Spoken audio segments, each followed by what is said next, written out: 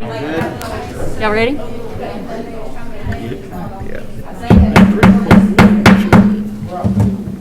Good evening. I'd like to welcome everyone to the September Elizabethton City Schools Board of Education meeting. It's nice to see half of your faces. If you would, please stand, and Mr. Van Huss is going to lead us in a moment of silence and pledge to the flag. Please pause for a moment of silence.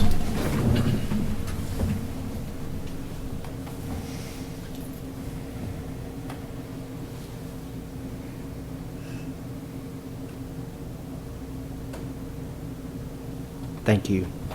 Attention, salute, pledge. I pledge allegiance to the flag of the United States of America and to the republic for which it stands, one nation, under God, indivisible, with liberty and justice for all. Thank you. Dr. May is on his way, so we're going to get started without him. It is time to approve the consent and regular agenda. Can I get a motion to approve? So moved. Thank you. Can I have a second? Second. Anybody have any questions or comments on the agendas? Hearing none, item on the floor, approve consent and regular agenda. All those in favor, please say aye. Aye. All opposed? Motion carries. Next item is time for citizens to speak. Ms. Rhonda Paulson asked to be put on the agenda, so Ms. Paulson.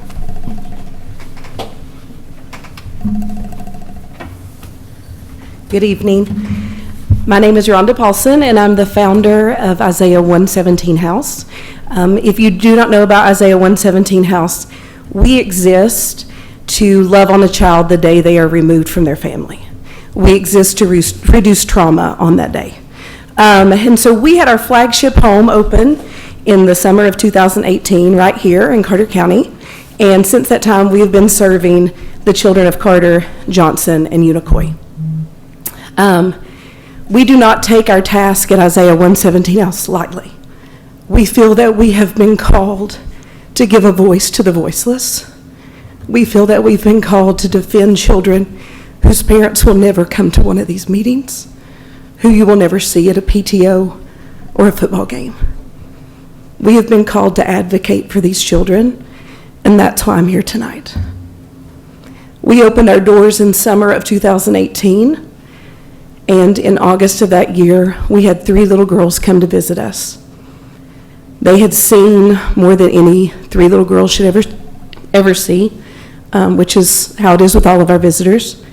There was a preschool age little girl, an elementary school little girl, and a high school little girl. It was the first day of school. The preschoolers seemed to be in shock and would just swing, and one of our volunteers was with her. The elementary school child just kept crying and said, I really wanted to see my teacher today. And the high schooler was so mad. This was supposed to be my first day of high school, and they've taken that away from me. As I sat down beside the elementary school age girl, she just said, I just wanted to see my teacher. I just wanted to have a first day of school. Because our God is so big. The volunteer that we were waiting on was Debbie Estep. And Debbie Estep walked in and she called this little girl by name. And she said, I so missed you today. And that little girl ran to Debbie and she fell into her arms. 2 of these 3 little girls had gone through the hardest day of their life. And do you know where they wanted to be? In their school. That's all they wanted. We had a 15-year-old male visit our home. He would not be going back to his home that day. It was a court order of removal, and they brought him from school to the Isaiah 117 house. The only thing he talked about the whole time he was there was his agriculture project and his agriculture teacher, and how they built this special fence and these special boxes and fertilizer and water and seeds, and how much this man had taught him. And he just kept saying, I hope I get to go back to my school. I hope I get to finish my project. We had a 17-year-old male He kept falling asleep in school. And when they came to find out the reason, he would lock himself in a closet every night so that his mother's drunk boyfriend wouldn't assault him. These are not atypical stories. These are the stories of the Isaiah 117 house in your community.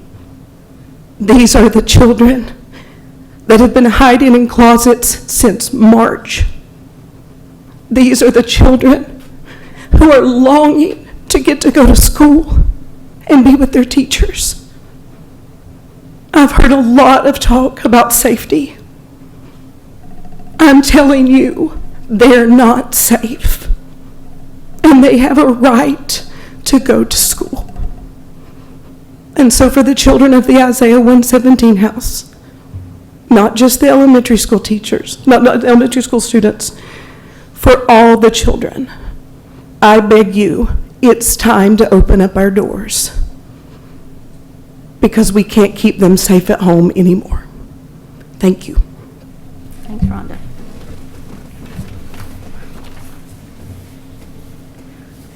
Mr. Van Huss, your report? Okay, I'd like to start if we'd have Miss Tabitha Wandale to come up. She would like to share something with the board and the community. Good evening. Thank you, Mr. Van Huss, for letting me speak.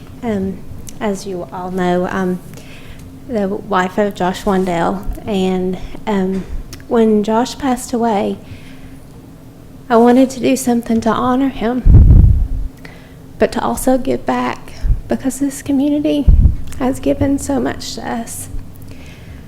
So I decided that I would give $20,000 to Elizabethton High School as a scholarship in honor of Josh, and it will be $1,000 increments for the next 20 years. To me, as I think about this, I think about his legacy, and that for the next 20 years on Awards Day, he'll be recognized, he'll be remembered, and he would be honored. And I'm just very excited about this opportunity, and I wanted to share it with you all. Thank you. Thank you. Thank you, Ms. Wandale. And also, we would like to let people know that if they're interested in donating to that scholarship, they can do that in increments of $500, and that would, allow that to continue on, beyond 20 years. So thank you very much. We appreciate that. I would just like to start by saying again a big thank you to all of our faculty and staff, again, for all the work that they're doing in extremely difficult circumstances.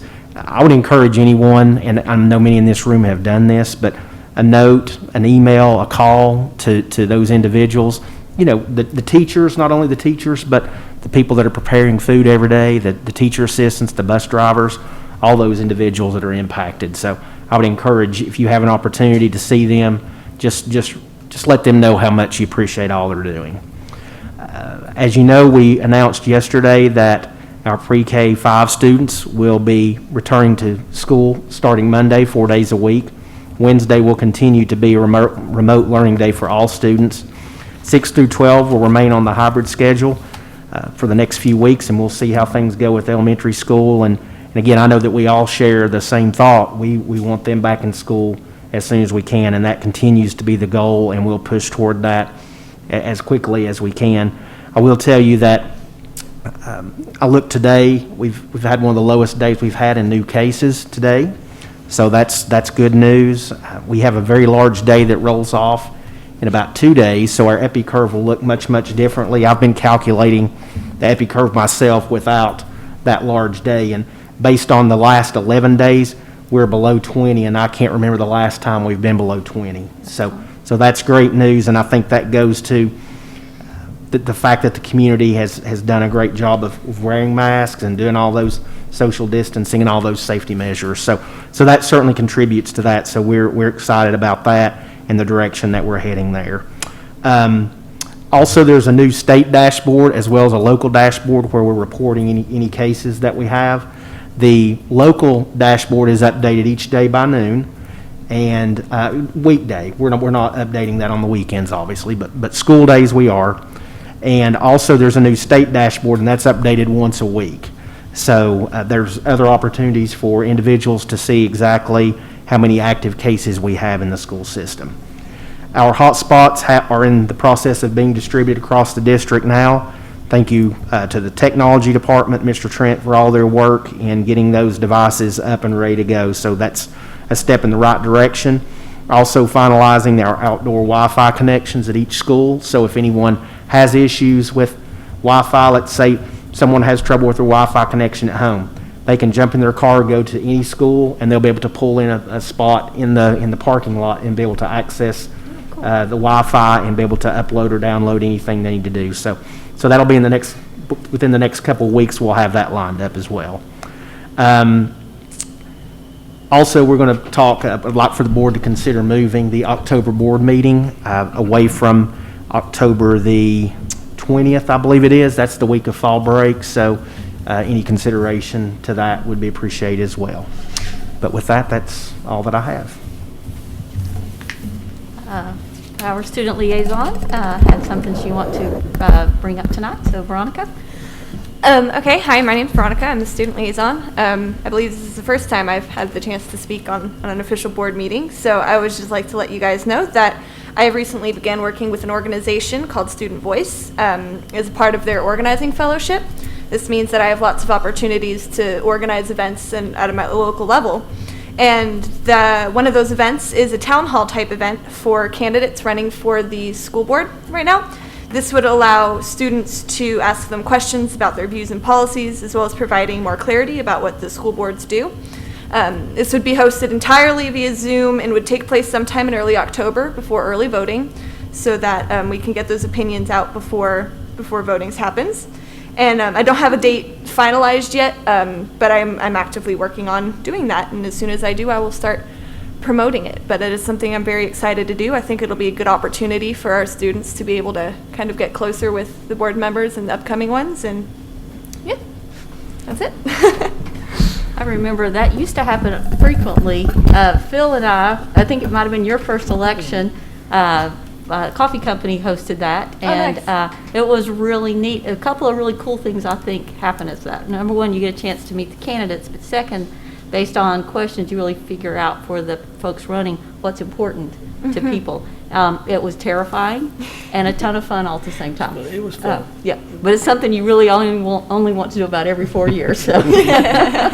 Well, I think that's great, and I think it's really, I want our students to get excited about what a great privilege it is to get to vote, so I appreciate you doing that. Exactly. I want to take a minute and just say thank you to the community and the school system, especially the high school, Mr. Minton, and Coach Holt for doing such a great job allowing us to come to have some bit of normalcy with coming to ball games. It was neat to be at a couple of the games and just see people social distancing, wearing the mask, doing whatever it took so that the kids have that opportunity. So thank you guys. I cannot imagine what a task that was, but thank you all very much. Anybody else have anything before we get started? All right, Dr. may walk in right in time to help us pick the date. All right, let's get started with the regular agenda. The first item is approve and ratify the creation of an instructional technology coordinator position for the 2021 school year to be paid utilizing CARES Act funds. Can I get a motion to approve? Thank you. Can I have a second? Second. So thank you again for your consideration for this item. This is much needed as part of our staff survey that we administered a few weeks ago. We asked teachers what they needed as far as what's one of the biggest supports that we could do, and overwhelmingly it was over 60% of the staff asked for that. It revolved around issues with technology. So this position will allow us to have someone that's fully dedicated to that, much like what we have at the high school with Phil Ledford. This person is focusing on the junior high and elementary schools. We already have that person in place. It's Carrie Taylor, and so she's already hit the ground running. She's been completing some training. Dr. Newman had a meeting with Dr. Markland, Mr. Ledford, and Carrie Taylor just earlier. It was last week, correct? Toward the end of the week to help get them all on the same page. So we're excited about the opportunity that's going to have for us to help teachers with that technology. They just don't have the time to do certain things, and these individuals will be able to dig in and say, okay, you want to post a video, here's how you do that, or here's how you post this, or how you can use this software better. So we're excited again about what that's going to provide, another layer of support for teachers. It's fantastic. Any questions or comments? Item on the floor, approve and ratify the creation of an instructional technology coordinator position for the 2021 school year to be paid utilizing CARES Act funds. All those in favor, please say aye. Aye. All opposed? Motion carries. Next item, approve a resolution to make changes to signature cards held by Citizens Bank. Can I get a motion to approve? Motion. Thank you. Can I have a second? Second. Thank you.